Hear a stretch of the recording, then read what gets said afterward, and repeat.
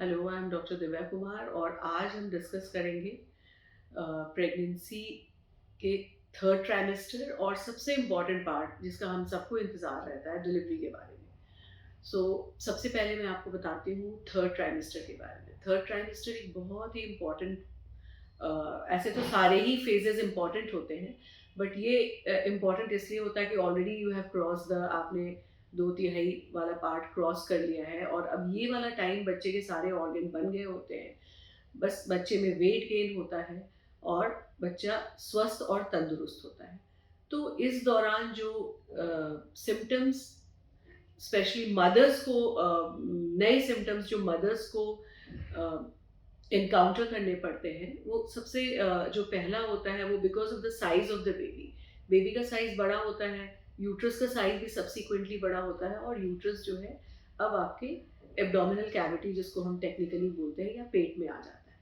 तो इस टाइम क्या होता है कि आपको गैस्ट्रिक सिम्टम्स बहुत ज़्यादा होते हैं, बिकॉज एक जो हार्मोन जो प्रेगनेंसी को मेंटेन करने के लिए इंपॉर्टेंट होती है, दैट इज द प्रोजेस्टेरॉन, वो गैस्ट्रोइसोफेजियल रिफ्लक्स कराता है, तो आपको हार्ट बर्न या गैस्ट्रिक सिम्टम्स होती हैं।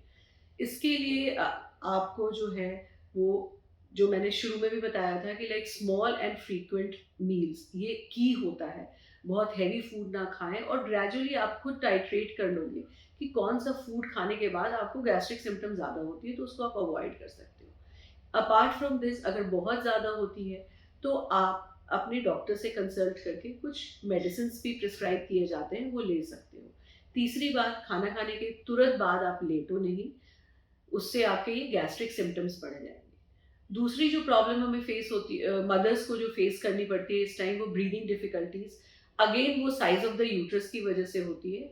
उसके लिए थोड़े डीप ब्रीदिंग एक्सरसाइज करने पड़ते हैं। आप हल्का जैसे घर के अंदर ही थोड़ा चलो या हल्का वॉक कर लो। अगेन ये सारी चीज़ें अंडर समबडी सुपरविजन होना चाहिए, बिकॉज हम प्रेगनेंसी को भी इंडिविजुअलाइज करते हैं। अगर लो रिस्क प्रेगनेंसी है तो उसमें काफ़ी चीज़ें एक्टिविटीज़ अलाउड होती हैं, बट हाई रिस्क प्रेगनेंसी जैसे कि ट्विंस है या साथ में डायबिटीज़ है या साथ में आपको हाई ब्लड प्रेशर हो रहा है या कुछ और भी प्रॉब्लम है या प्रेशियस प्रेगनेंसी है, पहले मिस कैरेज की हिस्ट्री है, तो इन केसेस में जो हम एक्टिविटी प्रिस्क्राइब करते हैं वो टोटली डिफरेंट होती है in a normal low risk pregnancy के।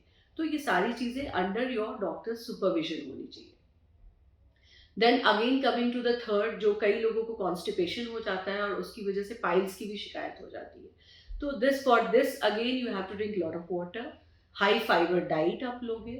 और अगर प्रॉब्लम ज़्यादा होती है, जैसे कई बार ब्लीडिंग भी होने लगती है उसमें रेक्टम के थ्रू, तो इन केसेस में इनको इग्नोर ना करें, आप इनको डेफिनेटली आप अपने डॉक्टर से डिस्कस करें। Then coming to other symptoms like baby के वेल बीइंग के जो सिम्टम्स होते हैं, जो साइंस होते हैं, वो बेबी का मूवमेंट होता है। तो ये वो टाइम है प्रेगनेंसी का जब आपको बेबी के मूवमेंट के लिए विजिलेंट होना चाहिए। आपके डॉक्टर भी आपको बार बार कहेंगे बेबी के मूवमेंट को काउंट करो, because that is the only way to understand कि आपका बेबी अंदर ठीक है। मूवमेंट जो है, when you are awake it should be around 10 movements in a day. अगर उससे कम होता है then you should definitely consult your doctor. Then आपके विजिट्स जो है इस दौरान थोड़े जल्दी जल्दी हो जाते हैं, क्योंकि कुछ चीज़ें जैसे बीपी का बढ़ना या पैरों में एक्सेसिव स्वेलिंग आना, ये चीज़ें जो हैं वो थोड़ी अलार्मिंग साइंस होती हैं और इसके लिए again you have to consult your doctor. Then coming to the next thing, that is what are the warning signs. जो कुछ हल्के पेन्स जो होते हैं, जिसको हम मेडिकली ब्रैक्सटन एक्स कॉन्ट्रैक्शन बोलते हैं, these are the preparatory pains. तो ये हल्के पेन्स आपको फील होंगे, ये पेन्स आते हैं और जाते हैं। बट जब ये पेन्स बढ़ जाते हैं या रेगुलर इंटरवल्स पे आपको हो रहे हैं या किसी कुछ भी रेस्ट से या किसी और तरीके से आपको आराम नहीं मिल रहा है, then you should consult your doctor. That is like an emergency for you. Then another sign which I must say is like, कोई अगर watery discharge हो रहा है आपको, जिसको हम leaking बोलते हैं technical language में, that is again an alarming sign. Then any bleeding through vagina, that is an alarming sign to you. And जो मैंने पहले आपको बता दिया कि बेबी की मूवमेंट्स अगर कम हो रही है तो अगेन इस ये बेबी के डिस्ट्रेस का साइन होता है। तो इन सारी चीज़ों में आपको इमीडिएटली अपने डॉक्टर से कंसल्ट करना चाहिए। और एक जो है लाइक जो टर्म प्रेगनेंसी हम कहते हैं उसको हम 38 वीक्स मानते हैं। 38 वीक्स ऑनवर्ड्स आपको कभी भी पेन हो सकते हैं, वाटरी डिस्चार्ज हो सकता है, तो you should be mentally and physically और like support wise also, like family support I am talking about, you should be prepared for your delivery.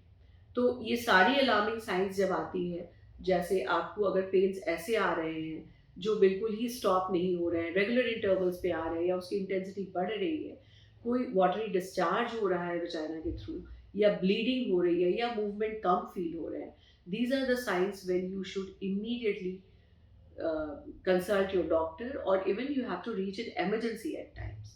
So that is all about the third trimester of pregnancy. And in my next section, I'll cover the delivery part. Thank you.